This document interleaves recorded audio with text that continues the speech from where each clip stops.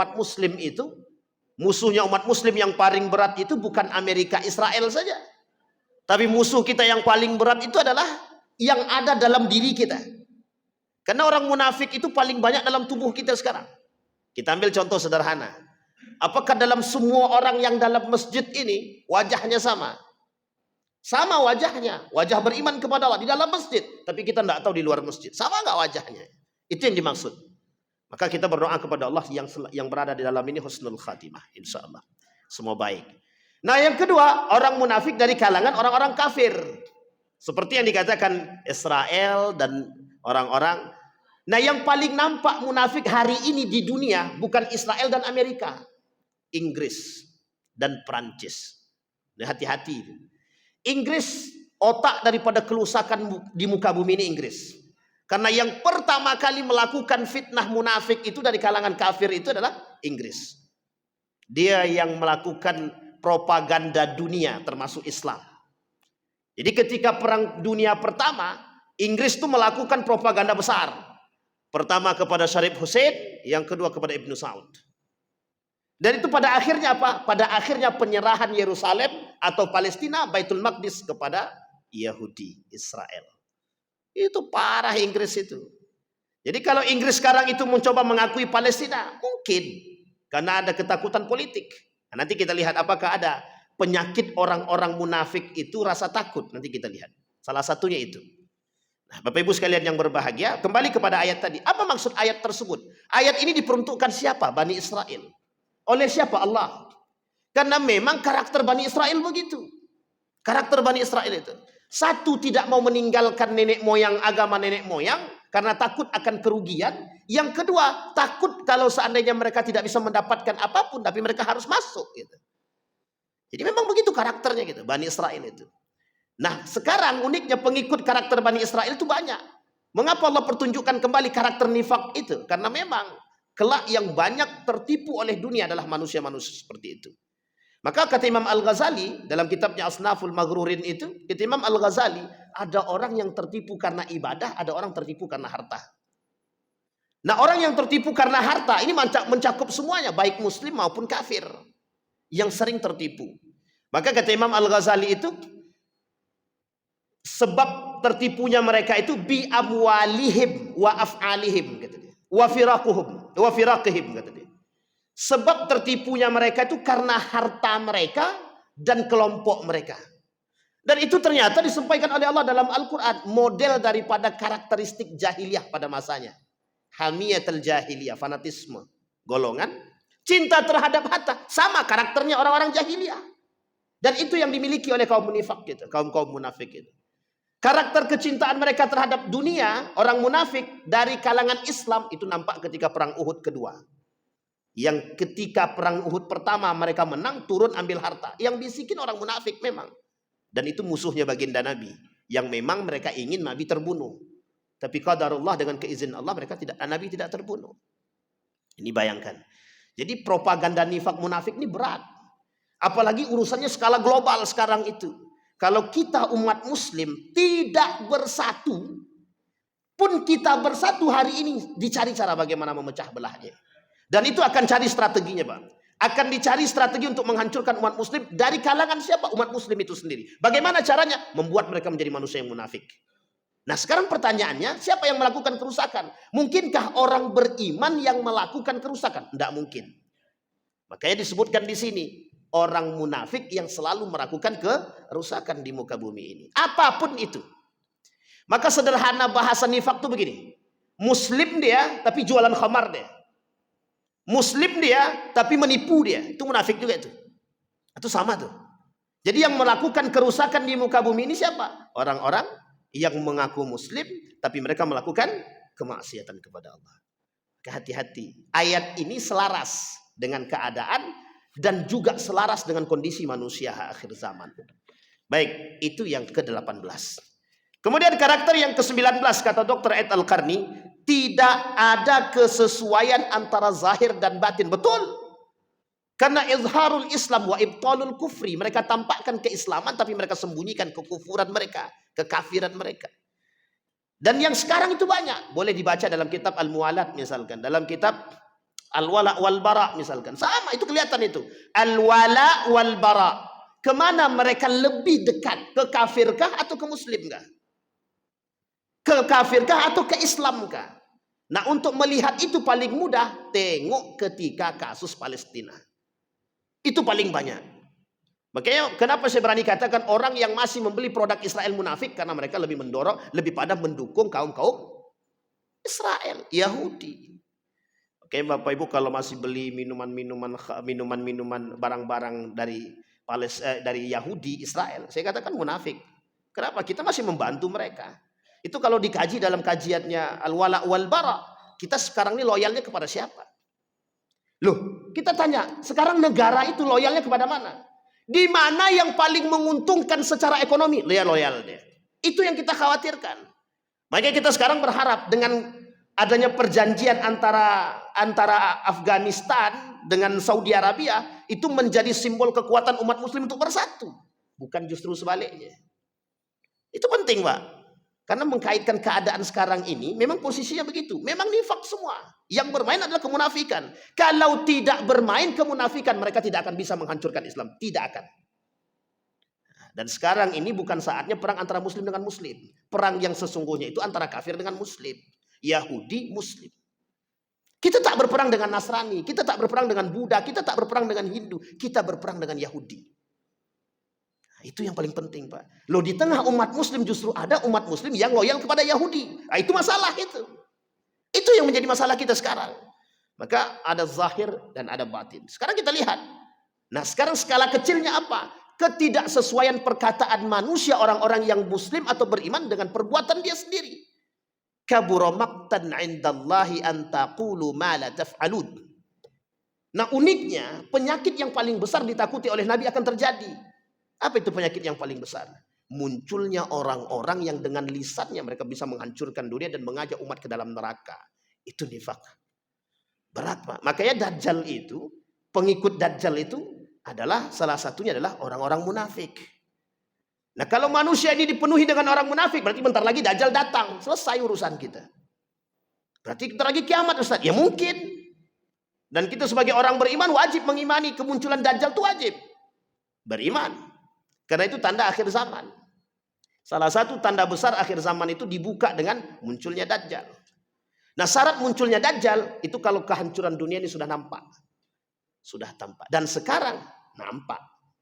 Kemunafikan itu jelas. Yang salah dibela, yang benar masuk penjara. Itu bagian. Bagian daripada karakteristik tanda munculnya Dajjal itu begitu memang. Yang salah dipertahankan, dibela, dijaga. Yang benar masuk penjara. Karena kalau seperti itu sudah jelas itu. Makanya kita hari ini dibuat seperti orang yang tersipu dengan keadaan perkembangan dunia.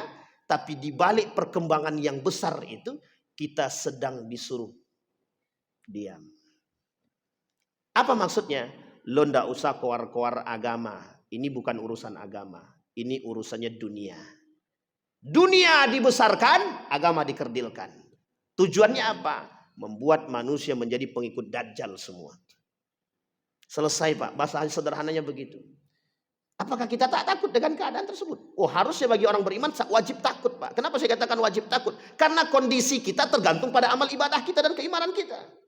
Nah, orang yang kuat iman dan kokoh tidak akan tertipu dia. Tidak akan tertipu. Tapi orang yang memiliki kepentingan, badan dia sholat, hati dia mencuri. Itu yang disebut dengan izharul Islam wa ibtalul kufri. Dia tampakkan keislamannya, dia sembunyikan kekufuran atau kekafirannya. Bahasa sederhananya bagi orang-orang, sholat dia tetap dia korupsi.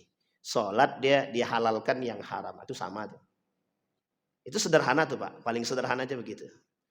Jadi kalau kita nggak pengen dikatakan munafik, harus sejalan antara lisan dengan perbuatan. Memang berat.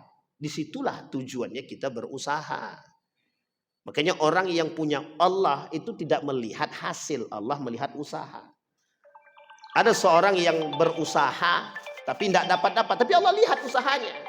Allah tidak lihat hasilnya, tapi Allah lihat hasil. Allah lihat bagaimana cara mengusahakannya atau berusaha. Baik. Maka antara zahir dan batin harus selaras. Maka kata Allah dalam surat Al-Munafiqun, apabila orang-orang munafik datang kepadamu, maka mereka berkata, kami mengakui sesungguhnya kamu benar-benar Rasulullah. Idza ja'akal munafiquna qalu nashhadu innaka la Rasulullah. Wallahu ya'lamu innaka la rasul wallahu ya'lamu innal munafiqina lakadzibun, gitu deh. Orang-orang munafik itu mesti betul-betul dusta. Jadi bahasa sederhananya, Bapak Ibu, kalau kita mengaku beriman, seharusnya lisan kita terjaga, kaki kita terjaga, mulut kita terjaga, tangan kita terjaga, mata kita terjaga. Yang paling penting di antara itu semua, hati kita terjaga. Tapi kemungkaran makin banyak. Iya, kemungkaran makin banyak karena diamnya orang-orang beriman. Selesai. Maka di akhir zaman itu seperti yang saya katakan kalimat terakhir tadi. Kemungkaran itu akan semakin merajalela, orang beriman akan diam. Maka di tengah posisi seperti ini, kata Gus Baha itu, merujuk kepada hadis Nabi itu, kata Nabi, orang yang paling aman, orang yang paling selamat adalah mereka yang teguh dengan pegangannya. Ada dua kemungkinan, melawan atau beruzlah. Kalau enggak, selesai kita. Makanya mohon maaf kalau kita bicaranya konteksnya seperti ini. Kok ada kemungkaran dibiasakan? Ya karena memang dibiarkan ya, karena kita memang kebiasaan kita begitu. Setiap orang melakukan mungkar ya kita diam aja. Akhirnya apa? Ya didiamkan kan? Nah, karena akibat diamnya tadi menjadilah perbuatan tersebut biasa. Oh, udah biasa, kemarin juga begitu. Begitulah tradisi-tradisi jahiliyah dulu sampai hari ini masih terjaga karena dibiasakan. Nah, nifak akan terbiasa karena dibiasakan. Selingkuh di mana-mana, mungkar di mana-mana, khamar di mana-mana, narkoba di mana-mana, tukang tipu di mana-mana, korupsi di mana-mana, semua di mana-mana. Bahkan paling parah di antara itu semua adalah mencampur adukkan semuanya dengan agama. Justru ada orang membenarkan perbuatan maksiat demi membawa nama agama. Oh, itu yang paling berbahaya. Membenarkan perbuatan demi membawa nama agama. Apa kata Dr. Mawardi Muhammad Saleh? Orang-orang seperti itu nifak yang besar, kata nifakul akbar. Itu nifak yang paling besar. Baik. Lau khasha'a qalbu hadzal khasha'at al-jawarih. Seandainya hati lelaki ini khusyuk, niscaya seluruh anggota tubuhnya akan khusyuk. Kalau hati ini beriman, maka semua beriman. Kalau hati kita ini kuat, maka kita kuat. Kalau tidak kuat, hati kita tidak kuat. Makanya kenapa, mohon maaf ya, tradisi korupsi itu tradisi biasa sekarang. Ya karena memang hatinya nggak ada yang kuat semua.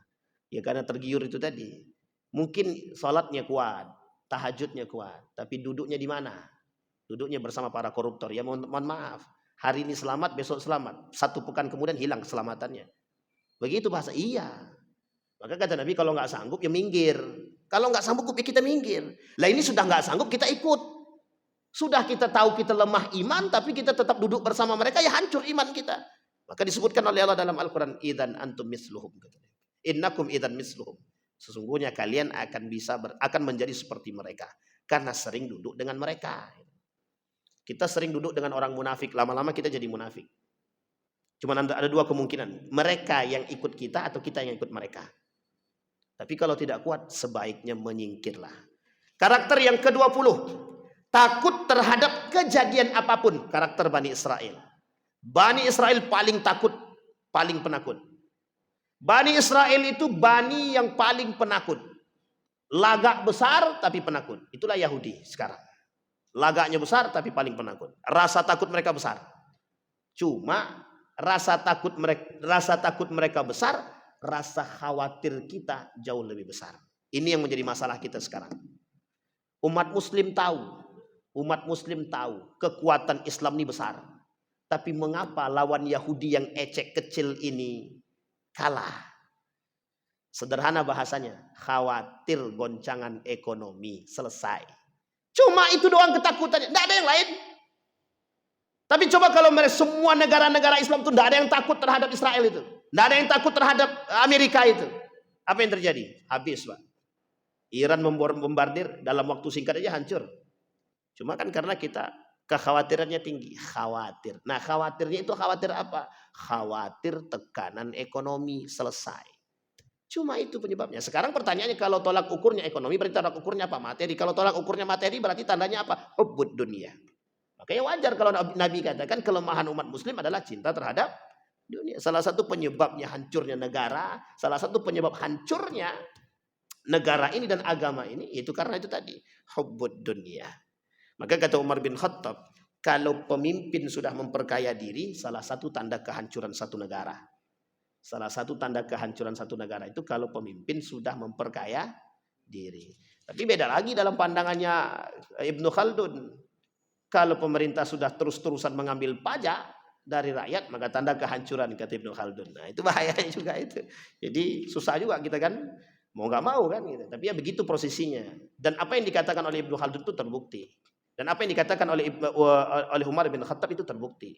Begitu keadaannya, orang akan memperkaya diri. Dan itu perkataan Nabi. Kita tidak bisa mengatakan itu tidak mungkin terjadi. Tak, karena itu sudah perkataan Nabi. Maka apa yang harus kita lakukan? Yang pertama, mengetahui keadaan. Yang kedua, memperbaiki keadaan. Yang ketiga, kita bertahan dengan keimanan kita di tengah carut marutnya dunia. Itu yang paling penting. Sehingga kita butuh keselamatan. Kalau kita tidak punya kekuatan, ya sebaiknya kita menjadi tidak masuk dalam bagian mereka. Tapi kalau kita kuat, kita berhak untuk melawan. Tapi kalau kita tak mampu dan tidak punya kekuatan, maka ada poin ketiga yang dikatakan oleh Nabi, beruzlah. Diam atau beruzlah. Uzlah itu kita mencari tempat yang lain. Baik. Takut terhadap kejadian. Mereka mengira bahwa tiap-tiap teriakan yang keras ditujukan kepada mereka. Benar, orang-orang munafik itu penakut. Contohnya ketika disuruh perang, mereka nggak mau perang. Tahu Bapak Ibu, tahu kenapa alasan para orang munafik itu dalam perang Badar, dalam perang Uhud, dalam perang Tabuk mereka nggak mau ikut? Alasannya takut mati. Karena mereka masuk Islam bukan karena ingin mencari keridhaan Allah, bukan, karena ingin mencari kepentingan. Apa kepentingannya? Dua. Satu, bisnis, ekonomi. Yang kedua, jabatan. Lah kalau sekarang, apa bedanya orang munafik sekarang dengan dulu? Orang munafik sekarang dengan dulu bedanya tipis saja. Orang munafik sekarang lebih rakus daripada munafik dulu. Bisa dipahami Bapak Ibu ya? Sederhana ya bahasanya, tapi lumayan kan? Itu kondisi kita sekarang. Makanya ketakutan kita itu bukan hanya kepada orang kafir. Ketakutan kita adalah terhadap tubuh kita sendiri. Lisan kita mukmin, tangan kita kafir. Maka dibahasakan oleh Nabi dalam hadis itu, yusbihu mu'minan wa yumsi kafiran. Yumsi mu'minan wa yusbih kafiran. Kadang malam dia beriman, pagi dia kafir, dia sudah. Pagi dia mukmin, malam dia kafir. Nah itu dia. Makanya ada doa selanjutnya itu, ada hadis yang lain berbicara, liyatuba musi'an nahar. Bertaubat dia beribadah kepada Allah di malam hari, liyatuba musi'an nahar. Kemudian kalau dia melakukan dosa di siang hari, liyatuba musi'an lain. Agar dia berdoa kepada Allah. Ketika dia berdoa di malam hari, Allah hapuskan dosa-dosa yang siang. Ketika dia berdoa di siang hari, Allah hapuskan dosa-dosa di malam hari. Baik. Nah, ketakutan. Memang orang-orang munafik ini paling penakut, paling penakut. Memang karakter mereka itu. Karakternya penakut. Makanya Nabi bilang dalam hadis yang lain, diajak berperang, tidak mau dia. Nah, pengkhianat juga. Ada satu hadis mengatakan satu cerita dalam sejarah itu begini. Ada seorang pemuda diajak berperang, tidak mau dia, tinggal dia sendiri di rumah. Satu ketika perempuan lewat depan rumahnya, loh kok ada laki-laki nggak berperang? Ada laki-laki tapi nggak berperang. Oh, itu hina sekali. Sementara di antara semua laki-laki yang ada di Madinah itu perang, tinggal satu orang tidak berperang. Satu ketika karena dibilangin begitu, harga dirinya jatuh. Apa yang terjadi? Apa yang dia lakukan? Yang dia lakukan adalah pergi dia ke belakang rumah, ambil kudanya, dia ambil pedangnya, dia berangkat berperang. Ditebasnya semua musuh-musuh tersebut. Sahabat bilang, ya Rasulullah, perhatikan Fulan ibn Fulan ternyata gagah dalam berperang. Nabi dengan santai menjawab, kata Nabi, Fulan ibn Fulan, kata Nabi, bukan ahlus surga, bukan laisa min ahlil jannah, bukan dari orang-orang penghuni surga, kata dia. Kaget para sahabat, tapi dia berperang sangat bagus. Kata Nabi sederhana, dia berperang bukan untuk kita. Dia berperang bukan untuk Allah. Dia berperang untuk harga diri dia. Orang munafik begitu. Itu orang munafik begitu. Nah orang sekarang, kenapa mereka mencari harta terus? Karena harga diri. Kalau miskin kami dihina, kalau kaya kami dihormati. Seolah-olah kehormatan, kemuliaan dan penghormatan itu hanya didapat karena kekayaan. Nah yang menyebabkan dunia ini terbalik siapa? Orang-orang seperti itu. Makanya hari ini orang beriman itu biasa-biasa saja. Dulu orang kalau sudah imannya baik, mesti disegani Pak. Guru ngaji dulu dihargai orang betul. Datang ke rumah disambut dengan baik. Sekarang kebalik, orang yang punya harta yang disambut dengan baik. Dunia, begitu keadaannya. Permainan. Baik, terakhir yang ke-21. Beruzur dengan dalih dusta. Nah, ini yang susah nih Pak. Beruzur dengan dalih dusta. Sederhananya, kalau kita tidak mampu menepati janji, jangan berdusta. Sampaikan, misal hadir dalam satu undangan, hukumnya wajib. Bapak Ibu diundang oleh tetangga, meskipun jauh, jarak rumahnya agak lumayan lah gitu. Dari sini mungkin ke mall, diundang dan datang ke rumah. Apa hukum datang dalam undangan tersebut? Wajib. Hukumnya wajib. Jika ada uzur. Bapak Ibu pura-pura bilang, maaf saya nggak bisa datang, nelpon nih nggak bisa datang, anak sakit, padahal anaknya sehat. Ada dua hal yang harus Bapak Ibu perhatikan. Satu, Allah akan datangkan penyakit baik itu kepada anak atau kepada yang lain. Yang kedua, dapat dustanya, dosa. Yang ketiga, dosa tidak datang dalam undangan. Nah, yang dikatakan nifak itu yang mana? Dusta dalam janji, itu dusta. Kalau tidak punya, kalau memang kita tidak mau datang, ya selesaikan dengan cara yang baik, sampaikan. Bagaimana caranya? Ya pakai gaya-gaya yang baik. Dan itu dibenarkan, benar, tidak ada masalah. Cuma kita sekarang ini terlalu mudah mengingkari janji. Nah, salah satu karakter orang munafik hari ini, suka berjanji, suka mengingkari. Suka bersumpah, suka mengingkari. Suka mencari amanah, suka mengkhianati. Tiga-tiganya itu. Jadi kalau ada orang yang suka dengan amanah, mesti orang itu pengkhianat. Kalau ada orang suka bersumpah, mesti suka mengingkari. Kalau ada orang suka berjanji, mesti suka mengingkari. Bisa dipahami Bapak Ibu ya? Tiga ini harus dipahami Bapak Ibu. Kalau ada orang suka dengan amanah, mesti pengkhianat dia. Mesti pengkhianat. Kalau orang suka dengan janji, maka mesti dia pengingkar janji. Kalau lisan seseorang mudah bersumpah, mesti dia suka mengkhianati sumpah. Dosanya banyak gitu. Baik Bapak Ibu sekalian yang berbahagia, sampai kita pada nomor 21. Insya Allah jika Allah takdirkan kita ketemu, kita akan ketemu lagi. Kita bahas di pertemuan selanjutnya yang ke-22 sampai yang selanjutnya. Mudah-mudahan bisa segera selesai 30 tanda orang-orang munafik dan kita terlepas dari manusia-manusia munafik. Salah satu karakter atau ciri biar terlepas dari kemunafikan itu, kata para ulama, itu orang yang suka sholat 5 waktu di masjid khusus bagi laki-laki selama 40 hari terlepas dari kemunafikan. Tapi ingat, setannya naik tingkat, dari setan jadi iblis kan begitu. Nah, jadi mesti ujiannya lebih berat. Nggak mungkin manusia hidup tanpa ujian. Saya kira itu saja, mudah-mudahan bermanfaat. Fa'tabiru ya lil absar la'allakum tuflihun. Assalamualaikum warahmatullahi wabarakatuh.